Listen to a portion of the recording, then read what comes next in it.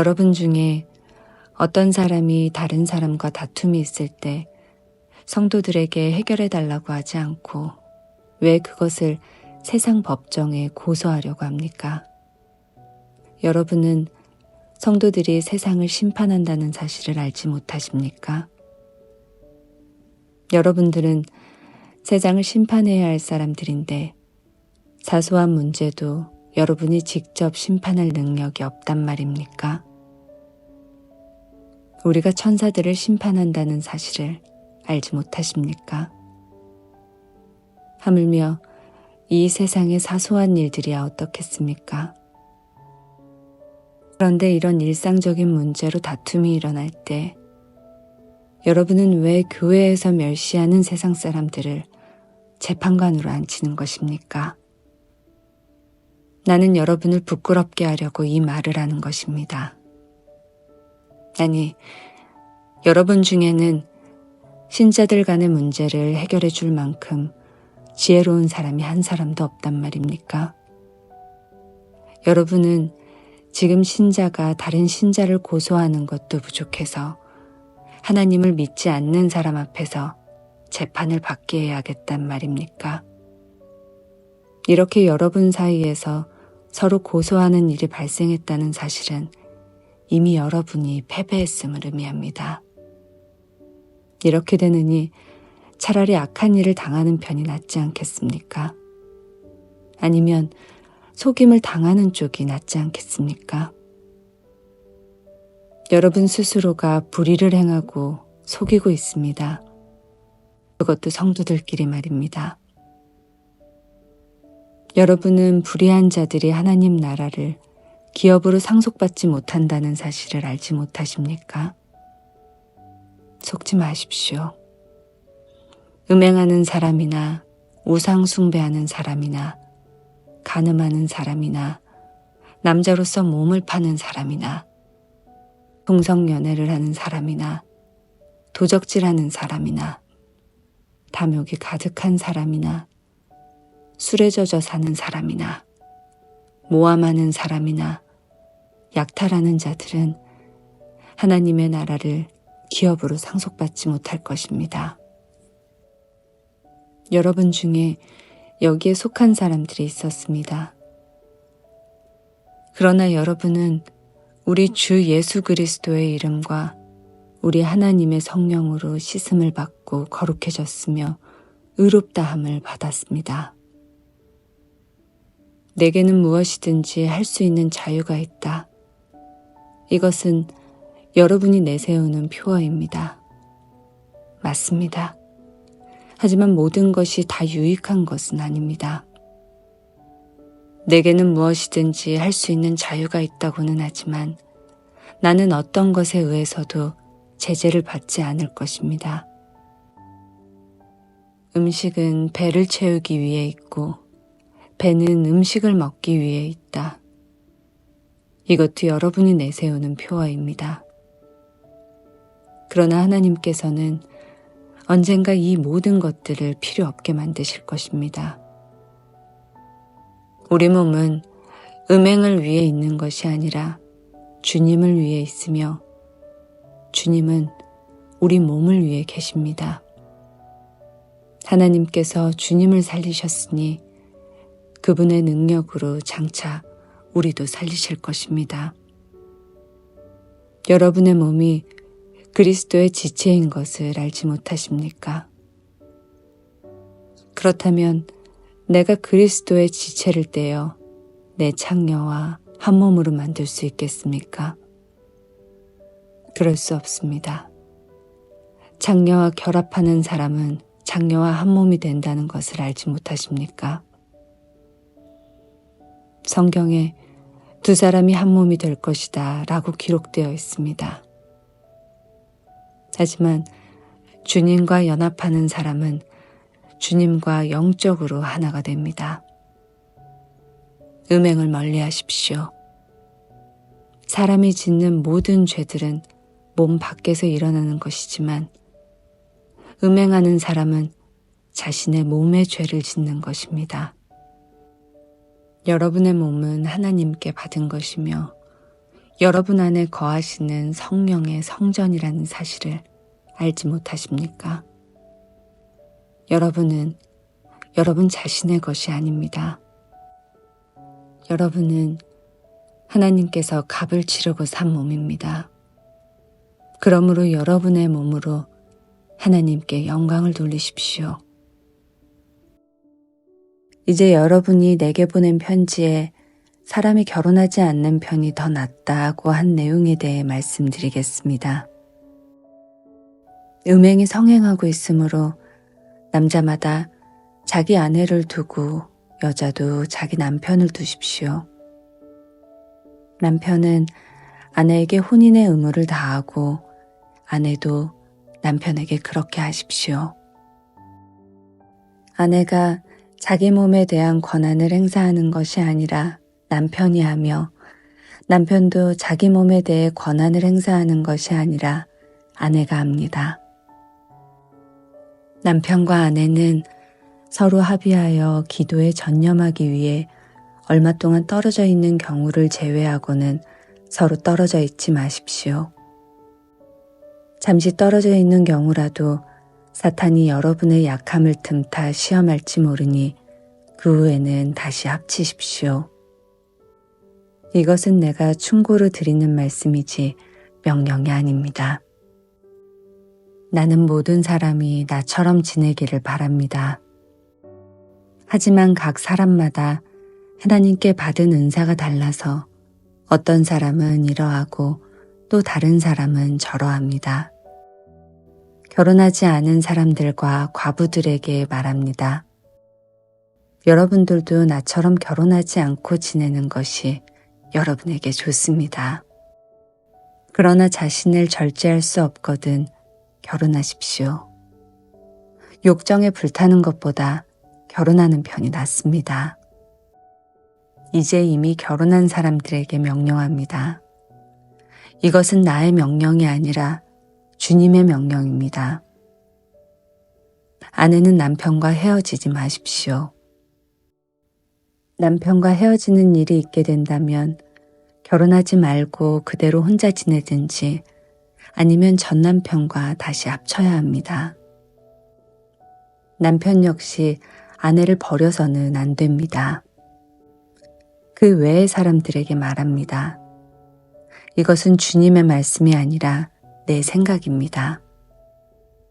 어떤 남자 신자에게 믿지 않는 아내가 있는데 그 아내가 남편과 함께 살고 싶어 하면 그 아내를 버려서는 안 됩니다.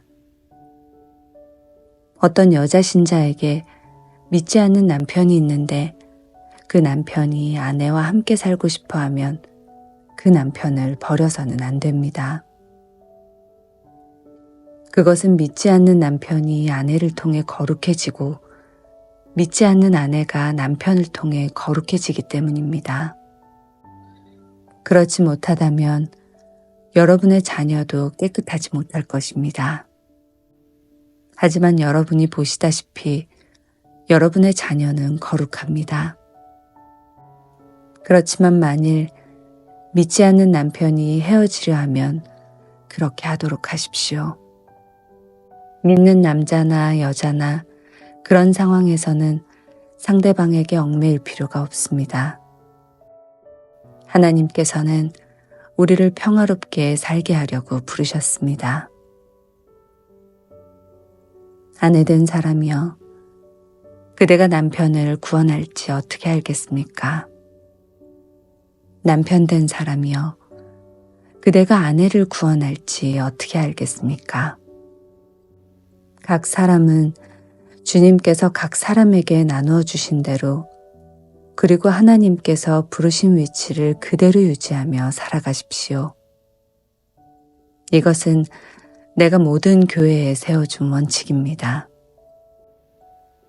부르심을 받았을 때 이미 할례를 받은 사람이 있다면 할례 받은 표시를 없애려 하지 마십시오. 그러나 부르심을 받았을 때 할례를 받지 않은 사람이 있다면 할례를 받으려 하지 마십시오. 할례를 받았느냐 받지 않았느냐 하는 것은 아무것도 아닙니다. 하나님의 계명들을 지키는 것이 중요합니다. 각 사람은 하나님께서 그를 부르셨을 때의 상태 그대로 살아가십시오. 노예였을 때 부르심을 받았습니까? 그것 때문에 마음 상해하지 마십시오. 그러나 혹시 자유를 얻을 기회가 생기면 그 기회를 활용하십시오. 주님 안에서 부르심을 받았을 때의 노예인 사람은 주님께 속한 자유인입니다. 이와 마찬가지로 부르심을 받았을 때의 자유인인 사람은 그리스도의 노예입니다. 여러분은 값을 치르고 산 사람들입니다. 더 이상 사람들의 노예가 되지 마십시오. 성도 여러분 각 사람은 부르심을 받은 위치에 그대로 머물러 계시면서 하나님께 책임을 다하시기 바랍니다. 이제 여러분이 편지에 언급한 결혼하지 않은 처녀들에 관해 말하고자 합니다. 이 부분에 대해서는 특별히 주님으로부터 받은 명령이 없습니다. 하지만 나는 주님의 자비하심을 힘입어 믿을 만한 사람이 되어 의견을 제시하고자 합니다. 현재 겪고 있는 위기를 생각하면 결혼하지 않은 사람은 현재대로 지내는 것이 더 좋다고 생각합니다. 아내가 있는 사람이 있습니까? 아내와 헤어지려 하지 마십시오. 아내와 헤어졌습니까? 아내를 구하려고 하지 마십시오. 그러나 여러분이 결혼한다고 해도 죄를 짓는 것은 아닙니다. 처녀가 결혼한다고 해도 죄를 짓는 것은 아닙니다. 다만 결혼한 뒤에는 이 세상에서 겪는 환난을 맞이하게 될 것입니다. 나는 여러분을 아껴서 이런 말을 하였습니다. 성도 여러분, 내가 하고자 하는 말은 이렇습니다. 시간이 얼마 남지 않았습니다. 지금부터 아내가 있는 사람들은 아내가 없는 사람처럼 사십시오. 우는 사람은 울지 않는 사람처럼, 기쁨에 넘친 사람은 기쁘지 않은 사람처럼, 물건을 사는 사람은 자기가 산 것을 가지고 있지 않은 사람처럼 사십시오. 세상 물건을 쓰는 사람은 그것들의 마음을 빼앗기지 않은 사람처럼 사십시오. 그것은 이 세상의 현재 모습이 지나가고 있기 때문입니다. 나는 여러분이 마음 쓰는 것 없이 살기를 바랍니다.